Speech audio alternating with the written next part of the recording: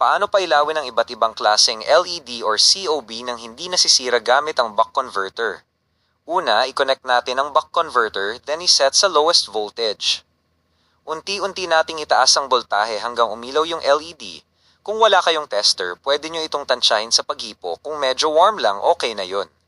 Mas okay na warm lang kasi pag tinaasan nyo pa, nasasayang lang yung power ng battery sa init maliban na lang kung for heating purpose yung gamit nyo.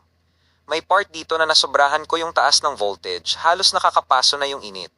Pwede rin gamitin ang buck converter bilang protection ng bulb. Kasi pag masyadong mataas yung voltage, mas maraming power ang napupunta sa init kaysa sa ilaw.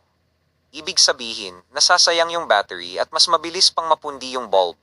Kaya mas okay na hindi isagad sa maximum voltage para mas tumagal at mas efficient. Kung may natutunan kayo at trip nyo yung mga ganitong DIY, pwede nyo ko i-follow. Pwede nyo rin itong isave para mabalikan nyo pag kailangan. Maraming salamat sa suporta.